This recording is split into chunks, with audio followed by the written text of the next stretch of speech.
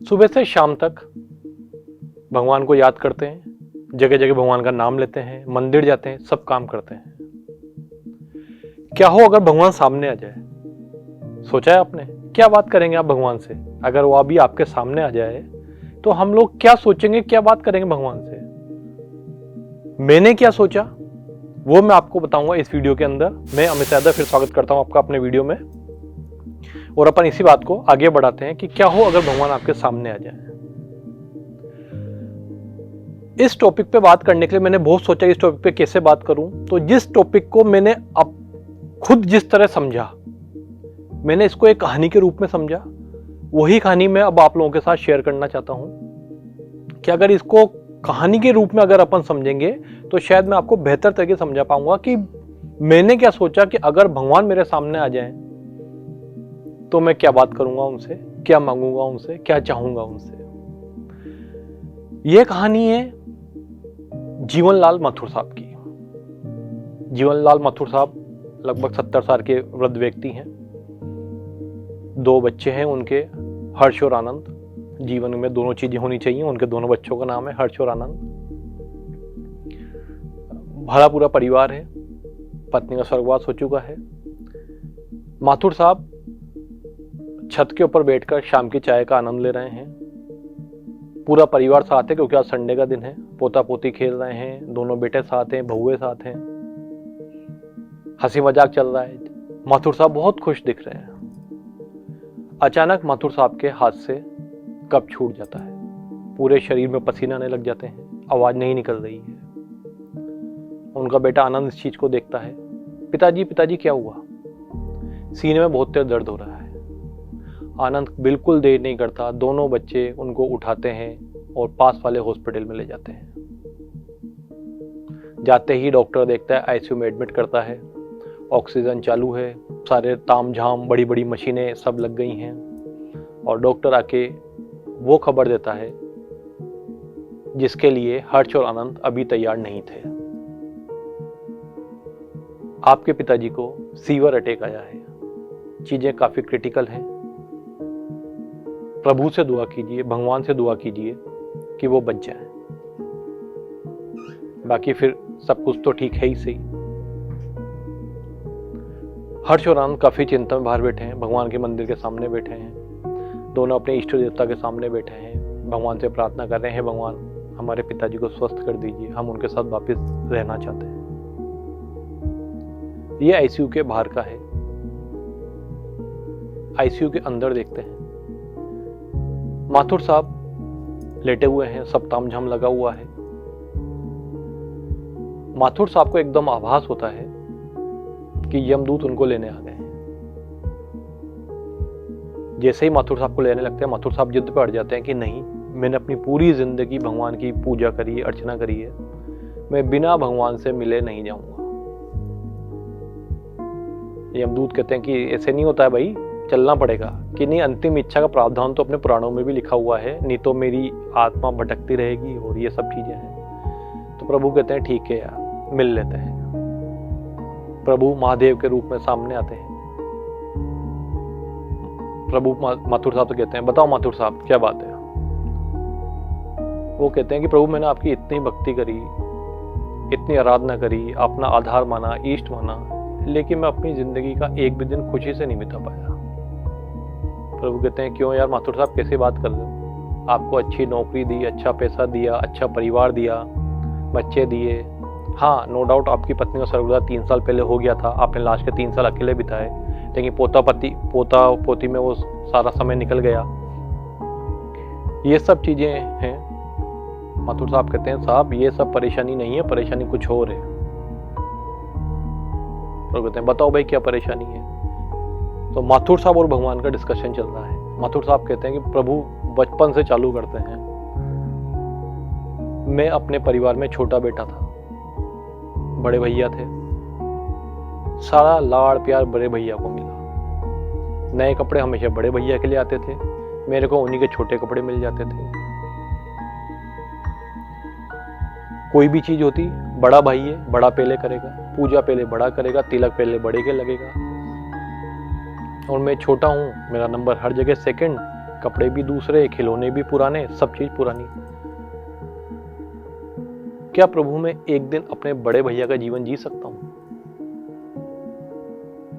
महादेव कहते हैं कोई दिक्कत नहीं, चलते हैं तुम्हारे बचपन में और देते हैं तुम्हें एक दिन तुम्हारे बड़े भैया का। अब किरदार बदल जाते हैं, छोटे माथुर साहब बड़े माथुर साहब हो जाते हैं और बड़े माथुर साहब छोटे माथुर साहब हो जाते हैं। बचपन में वही 5 साल के छोटे माथुर साहब जो अब बड़े हो गए हैं 9 साल के माथुर साहब। अब वो खुश हैं कि अब सारे खिलौने उनके पास नए हैं, सारे कपड़े उनके पास नए हैं। अब वो छोटे माथुर साहब को जो है वो अपने पुराने कपड़े और पुराने खिलौने देंगे। उनका दिन चालू होता है, माता जी बाहर जा रही हैं, कह जा रही हैं छोटे का ध्यान रखना। आप कहते हैं ये क्या समस्या यार, मेरे को तो खुद को टीवी देखना था। छोटा रोने लग जाता है कि नहीं, टीवी तो मैं मेरे कार्टून का ही देखूंगा। माथुर साहब मना करते हैं नहीं होगा तो वो और तेज रोता है। तो दादी जी आके कहती है अरे छोटा रो रहा है, लगा देना उसका कार्टून। वहां पे माथुर साहब को अपना पहला त्याग करना पड़ता है उस छोटे माथुर के लिए। खिलौनों से दोनों भाई खेल रहे हैं, छोटे को खिलौना पसंद आ गया, उठा लिया। बड़े माथुर साहब कहते हैं नहीं नहीं अभी तो मैं खेल रहा हूं। वो फिर रोने लग जाता है। फिर पिताजी आते हैं, कहते छोटा रो रहा है, दे देना उसको खिलौना।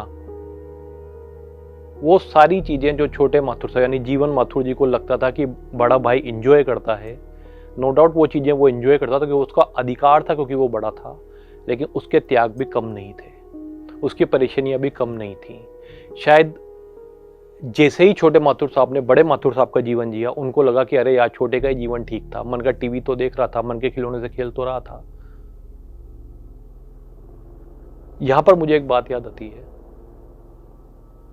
बहुत अच्छा कोट है एक, कि thinking is difficult that's why most people are जज। सोचना विचारना बहुत मुश्किल है, इसलिए बहुत सारे लोग सिर्फ जज करते हैं लोगों को। पुनः महादेव एक दिन पूरा होने के बाद उनको बुलाते हैं, कहते हैं आपकी इच्छा मैंने पूरी कर दी है। वो कहते हैं कि साहब अभी तो शुरुआत हुई है।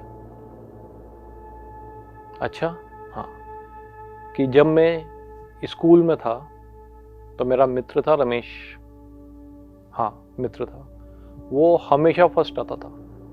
मैं इतनी मेहनत करता था लेकिन मैं कभी फर्स्ट नहीं आया, मैं हमेशा सेकंड आया। तो मैं भी एक दिन रमेश बन के क्लास में फर्स्ट आना चाहता हूँ।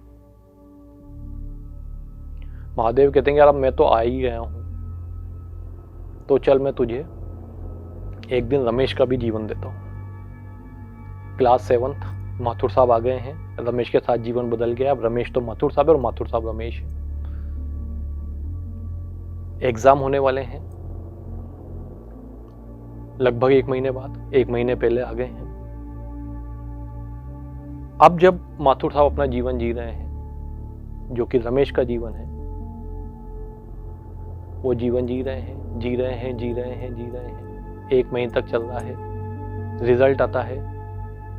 माथुर साहब जो रमेश था वो फर्स्ट और अपने माथुर साहब जो रमेश थे वो सेकंड। माथुर साहब का दिमाग खराब। ये सुनते वो वापिस महादेव के पास कि प्रभु 1 महीना दिया आपने मुझे 1 दिन में, लेकिन मैं आया तो सेकंड ही, रमेश ही फर्स्ट आया जबकि वो मैं था। तो महादेव उसको समझाते हैं कि बात रमेश या माथुर होने की नहीं है, बात है ईमानदारी की, मेहनत की और कंसिस्टेंसी की, निरंतरता की। माथुर तुमने मेहनत बहुत करी है लेकिन तुम कभी अनुशासित नहीं थे, कभी तुम निरंतर नहीं थे। रमेश चाहे वो माथुर के जीवन में जिया हो चाहे वो रमेश के जीवन में जिया हो, वो अनुशासित था। मेहनत तुम दोनों की बराबर थी लेकिन अनुशासन रमेश का ज्यादा था। उस अनुशासन ने, उस निरंतरता ने हमेशा रमेश को तुमसे आगे रखा है। यहां पर जाके मुझे वो कोट याद आया कि discipline not about perfection, discipline about consistency. अगर तुम भी यही मेहनत अनुशासन के साथ करते तो तुम भी फर्स्ट आते। तो अनुशासन जो है वो थोपा नहीं जा सकता, वो स्वभाव में होता है, वो तुम्हें सीखना होता है, अपने स्वभाव में डालना होता है। तभी रमेश योगी वो स्वभाव में था, इसलिए वो माथुर बनकर भी उसने उसको फॉलो किया और वो फर्स्ट आया। और तुम्हारे स्वभाव में अनुशासन नहीं था, इसलिए तुम रमेश बनकर भी सेकंड।